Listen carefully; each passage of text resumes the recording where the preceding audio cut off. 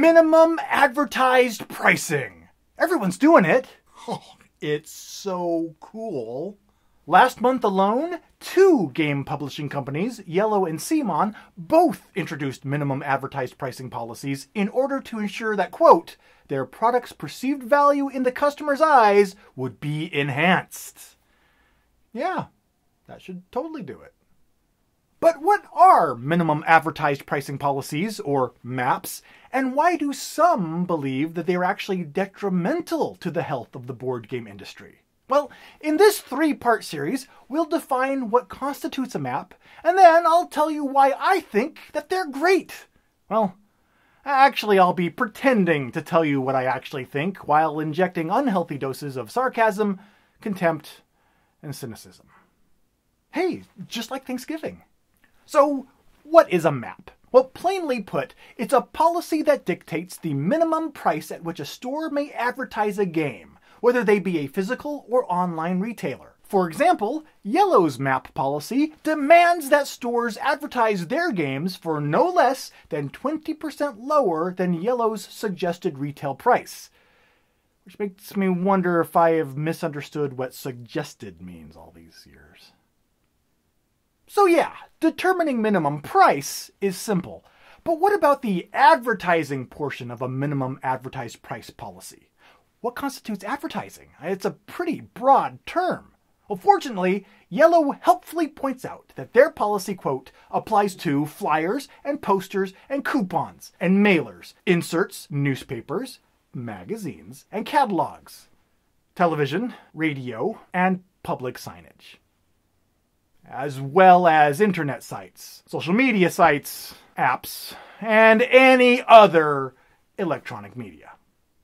And while this list, which is thorough but most certainly encompasses every potential advertising avenue, would prevent a retailer from, say, posting a picture of a game's lower than MAPP sale price on their social media pages, if a customer shared such a picture on the store's social media page, well then, Actually, I don't know what would happen in that case.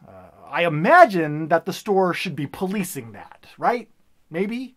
Of course, if the customer took that picture in the store and then tweeted it on their own personal Twitter account, is that advertising? I don't know. But, to be safe, the store better police that too, by replying to that prohibited tweet and asking them to take it down.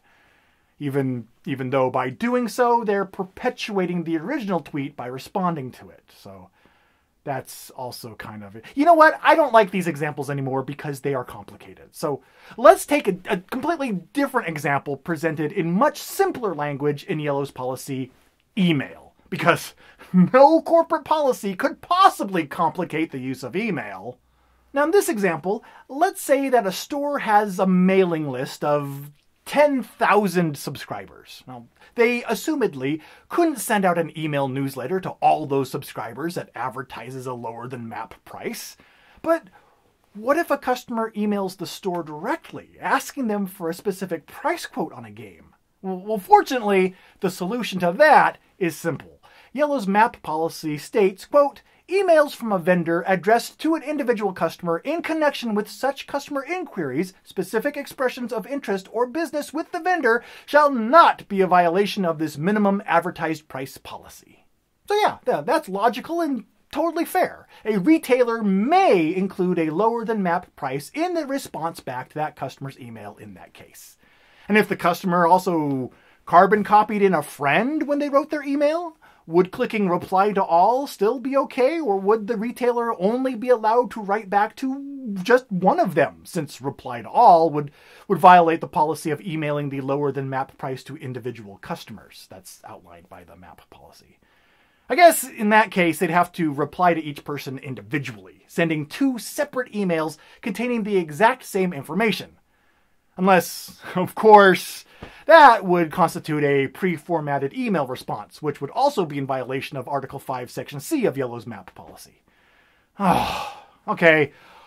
All this talk of mumbo-jumbo about theoretical situations is really starting to give me a headache. Fortunately, there is absolutely no way that these situations would ever happen in real life. So instead, let's get back to focusing on the MAPP policy itself.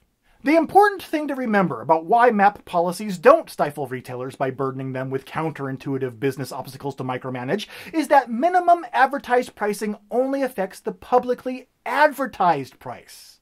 It doesn't prohibit stores from actually selling the games for less than 20% below MSRP.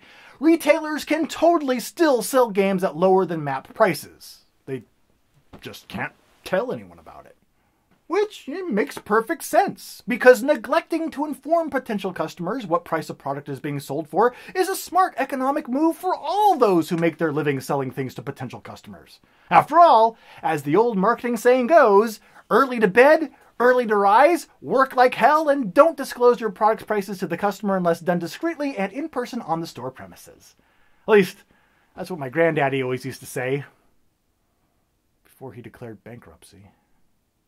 So there's what a MAPP, or Minimum Advertised Price Policy, is. And now that we know what it is, next time we'll discuss why it is. Can't wait!